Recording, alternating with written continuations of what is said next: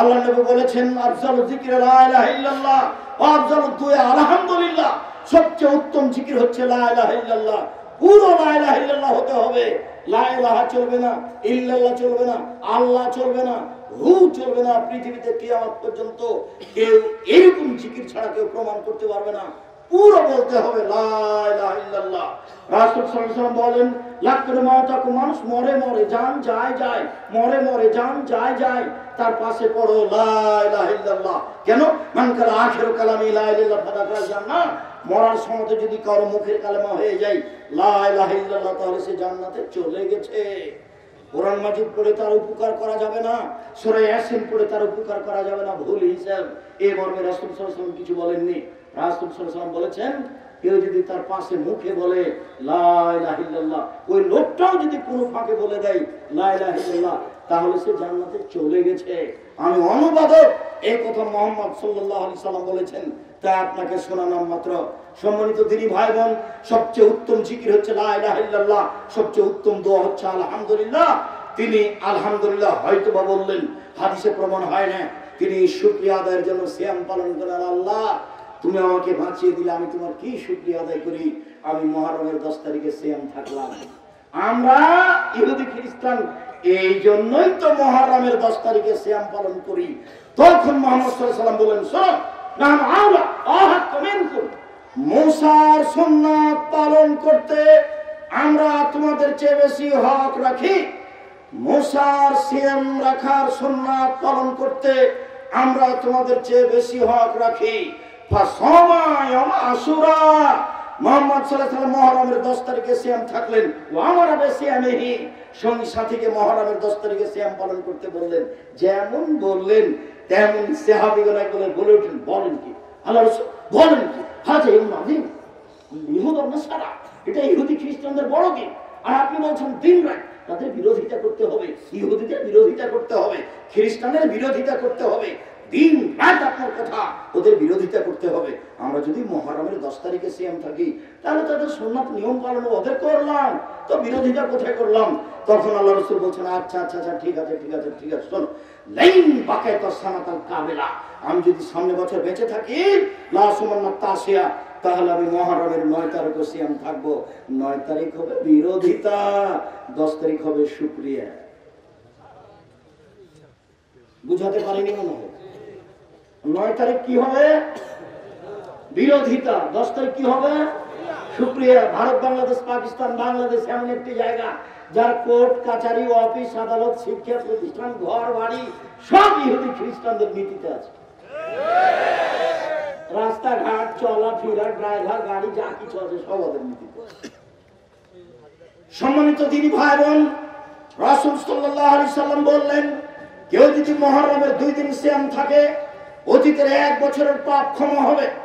তিনি বললেন, কেউ যদি আরাফার 1 দিন সিয়াম থাকে আগে পরে 2 বছরের পাপ ক্ষমা হবে। তিনি বললেন, পৃথিবীর মানুষ শুনে রেখো, কেউ যদি প্রত্যেক মাসে 3 দিন সিয়াম থাকে 13, 14, 15 সারা বছর সিয়াম পালন করার নেকি হবে।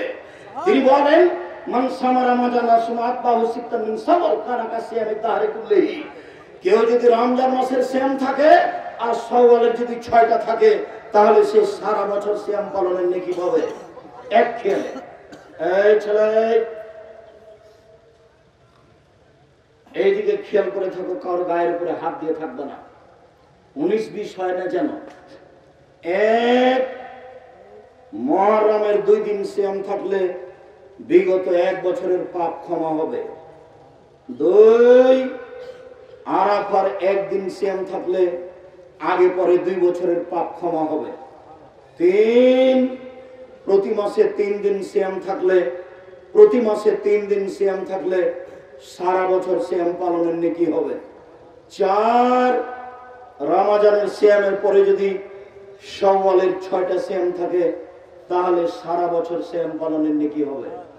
উল্লেখ্য যে মহিলা বৈঠকে বুবু বলেছেন চাঁপাইনবাবগঞ্জের ভাষায়, বুবু হাইজের কারণে যদি রমজানের রোজা ছুটে যায় বুবু, তাহলে ওইটা আগে করিও বুবু, কেননা ওইটা হলো ফরজ আর শাওয়াল হলো নফল সুন্নাত, বুবু ওইটা আগে করিও। তাই বুবু আগে ওইটা করছে, এটা ঠিক হয়নি বুবুর।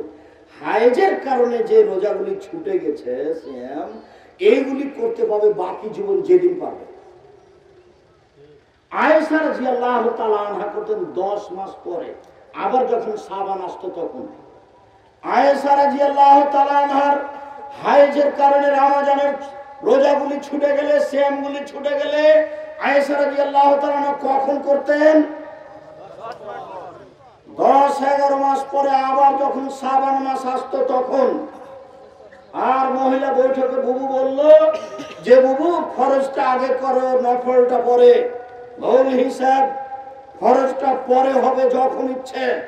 শাওয়ালে 6টা করতে হবে, ধারাবাহিক করেন ছেড়ে করেন তাতে আসা যায় না, ছেড়েই করতে হবে, কথা জরুরি নয়। সম্মানিত দিনী ভাই বোন, এবার চলে আসলাম বৃহস্পতিবার সোমবার। রাসূল সাল্লাল্লাহু আলাইহি ওয়াসাল্লাম বৃহস্পতিবার সোমবার সিয়াম পালন করতেন। তিনি বলেন আনা মুহিব্বু আইনফা আমাল ওয়া সাইম, আমি বৃহস্পতিবার সোমবার সিয়াম পালন করা ভালোবাসি। কেন? আমার মন চায় সাপ্তাহিক রিপোর্ট পেশ করা হয় বৃহস্পতিবার সোমবার। রিপোর্টের সময় আল্লাহ দেখে নেন যে আমি সিয়াম আছি। সাপ্তাহিক রিপোর্ট পেশ করা হয় পাপ নেকি বৃহস্পতিবার সোমবার। রিপোর্টের সময় আল্লাহ দেখে নেন আমি সিয়াম আছি। এর কারণে তিনি মুহররমের নয় শাবানের বেশি বেশি সিয়াম পালন করতেন। এবার চলে আসলাম শাবান, এবারই শেষ আলোচনা। এক খেয়ালে চেয়ে থাকবেন, কোথাও যদি দাঁড়িয়ে থাকেন তাহলে দাঁড়িয়ে এইদিকে খেয়াল করবেন। এবার আপনার মাসের, আমার মাসের, আপনার পরিকল্পনার সিয়ামে চলে এসেছি। ওসামা বিন যায়েদ রাদিয়াল্লাহু তাআলা আনহু বলেন লাম আরাকা তাসমু ফি শুহুরে মা তাসমু ফি শাবান। আল্লাহর নবী আপনাকে আমি শাবান মাসে যত সিয়াম পালন করতে দেখি, অন্য কোন মাসে তত সিয়াম পালন করতে দেখি না কেন? এই জিজ্ঞাসাটাকে মনে করতে হবে। খেয়াল করেন তো কি জিজ্ঞাসা? আল্লাহর নবী আপনি শাবান মাসে এত সিয়াম থাকেন কেন, অন্য মাসে তো এত থাকেন না? এই ছেলে বলো আমি কি বলছি? জিজ্ঞাসাকারী আল্লাহর নবীকে কি বলছেন? আপনি শাবান মাসে এত বেশি সিয়াম থাকেন কেন? এটা জিজ্ঞাসা মনে থাকবে না? জিজ্ঞাসাটা মনে থাকবে না? আল্লাহর নবী শাবান মাসে আপনি এত বেশি সিয়াম থাকেন কেন? এবার উত্তর, যাকে শাহরুন বাইনা রজব ও রমজান, শাবান একটি মাস, রজব ও রমজানের মাঝে। শাবান একটি মাস, রজব ও রমজানের মাঝে। এতে মানুষ গাফেল থাকে। তুরফাউল আমাল ইলা রাব্বিল আলামিন, বাৎসরিক রিপোর্ট এই মাসে পেশ করা হয়। বাৎসরিক রিপোর্ট এই মাসে পেশ করা হয়। এক বছরের পাপ নেকি এই মাসে পেশ করা হয়। আনা উহিব্বু আইয়ুরফা আমালি ওয়া সাইম, আমি ভালোবাসি আমার রিপোর্ট পেশ করার সময় আল্লাহ দেখুক আমি সিয়াম। এবার আপনি বলেন শুধু 15 শাবান পালন করলে কি এটা হবে? কিভাবে কিভাবে ভারত, বাংলাদেশ, পাকিস্তানের আলেম ওলামা জেনে নিলেন সেদিন 15 শাবান। তাই তারা কলকারখানা, কোর্ট কাছারি, অফিস আদালত সবকিছু বন্ধ করে রাতে গোসল করে আতর গোলাপ মেখে দিনে সিয়াম থাকে। সম্মানিত দিনী ভাই বোন, এইটা নয় বরং ওইটা শাবান মাসে বেশি বেশি সিয়াম থাকতে হবে আল্লাহকে সন্তুষ্ট করার জন্য আর রিপোর্টটা ধরার জন্য। বৃহস্পতিবার সোমবার সিয়াম পালনের জন্য অনুরোধ রইল। বিশেষভাবে শাবান মাসে বেশি বেশি সিয়াম পালনের জন্য অনুরোধ রইল। প্রথম শাবান থেকে নিয়ে 15 শাবান পর্যন্ত, কাল থেকে শুরু করে 10, 12, 15, 20টা, যার পক্ষে যত সম্ভব হয় শেষের দিকে 2-1টা বাদ দিয়ে শাবান মাসে একটু বেশি সিয়াম থাকেন, বেশি বেশি সিয়াম থাকেন। বৃহস্পতিবার সোমবার থাকেন, আরাফার দিনে থাকেন, মুহররমের 2 দিন থাকেন, আর শাবানের 10, 15, 20 থাকেন, যার যা সম্ভব হয়। সম্মানিত দিনী ভাই বোন, অনেকদিন পরে হলেও চুয়াডাঙ্গার জনগণের সামনে আমরা দিনী আলোচনা করার সুযোগ পেয়ে প্রথমে আল্লাহর শুকরিয়া আদায় করে আলহামদুলিল্লাহ। তারপরে যারা সহযোগিতা করেছেন তাদের শুকরিয়া আদায় করে জাযাকাল্লাহু খায়র। তারপরে বলি, এই যে বইগুলো দেখছেন আপনারা, আব্দুল্লাহর বই মিন্নাতুল বারী পড়েন, বুখারীর বাংলা ব্যাখ্যা ব্যতিক্রম মিন্নাতুল বারী সেটা পড়েন, আমিও সেটা পড়ি। কিন্তু মাসিক আল ইতিসাম পত্রিকা আপনাদের সবাইকে পড়তে হবে। এটা হচ্ছে জামিয়া সালাফের মুখপাত্র। আমার মনে বড় সাধ, এই দেশের মাটিতে আমি উন্নত মানের প্রতিষ্ঠান গড়বই গড়ব ইনশাআল্লাহ। সেটাই জামিয়া সালাফিয়া, যেখানে ছেলে মেয়ে বাংলা, ইংরেজি, আরবি উন্নত মানের শিক্ষা অর্জন করে জাতির অন্যায়ের বিরুদ্ধে লড়বে মুখে কলমে মিডিয়ায়। অতএব সমস্ত দিনই ভাই বোনকে আমি ওই উপদেশ বইটাতে সব আলোচনা আছে, আজকে যেটা বলছি সেটাও আছে। নতুন বই আছে পোশাক, নতুন বই আছে সালাতের উপরে, মাসিক আল ইতেসাম পত্রিকা এবং কিশোরয় বাচ্চাদের পত্রিকা। কে বড় লাভবান, কে বড় ক্ষতিগ্রস্ত, আদর্শ নারী, আদর্শ পরিবার, সব বইগুলো স্টেজ থেকে নেওয়ার অনুরোধ জানিয়ে বিশেষভাবে মাসিক আল ইতেসাম পত্রিকা, বিশেষভাবে দুয়ার বই সংগ্রহ করার অনুরোধ জানিয়ে আমি আমার আলোচনা এখানে শেষ করছি। আমার দিনী বোন আপনাদের জন্য আছে আদর্শ পরিবার, আপনাদের জন্য আছে আপনার কেন নির্যাতন কি তার প্রতিকার, আপনাদের জন্য আছে সম অধিকার মর্যাদা চাই। দিনী ভাই বোন সবে আপনারা স্টেজের আপনার বাম দিকে আমার ডান দিকে এসে বইগুলি সংগ্রহ করবেন। বেশি না পারলে মাসিক আল ইতেসাম পত্রিকা নিয়ে যাবেন, আমি আপনাদের কিছু প্রশ্নের উত্তর দিই।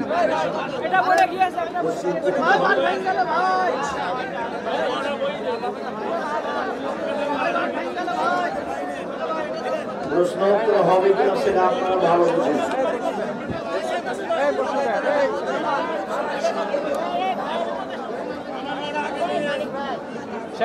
আমরা একটি গাড়ি ভর্তি হয়ে এক জেলা হতে অন্য জেলাতে যাওয়ার সময় আল কুরআনের আলো ঘরে ঘরে চালো, এই স্লোগান উচ্চস্বরে বলতে বলতে পথ অতিক্রম করার পথে না আল্লাহু আকবার, সুবহানাল্লাহ, আলহামদুলিল্লাহ ব্যবহার করতে হবে।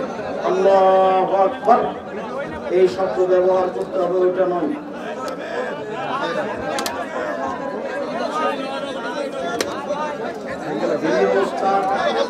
বিচারের মাঠে যেভাবে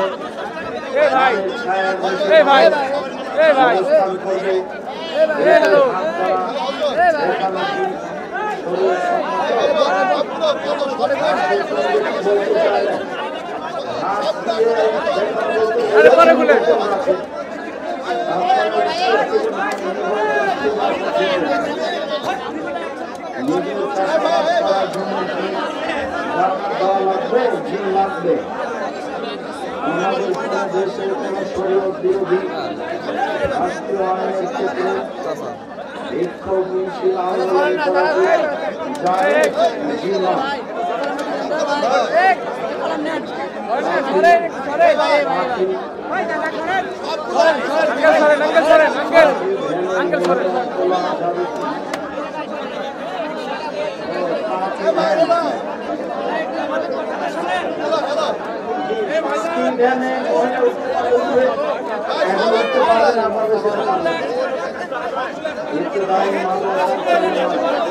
এখানে শিশু শ্রেণী পঞ্চম শ্রেণী পর্যন্ত ছাত্রছাত্রীদের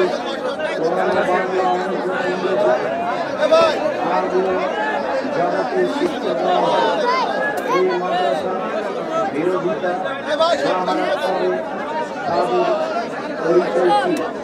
মাদ্রাসা বিরোধিতা যারা করে তারা তো ভালো মানুষ নয়, তাদের তো ভেতর খারাপ। স্টেজ থেকে নামাতে হবে মানুষকে, স্টেজ থেকে নামাতে আসা যাবে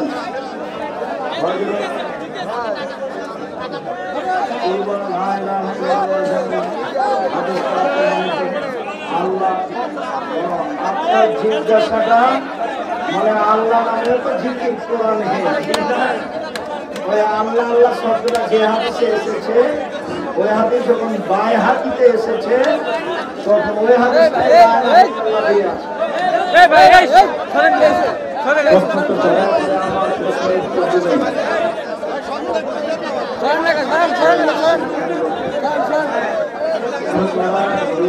খালি করেন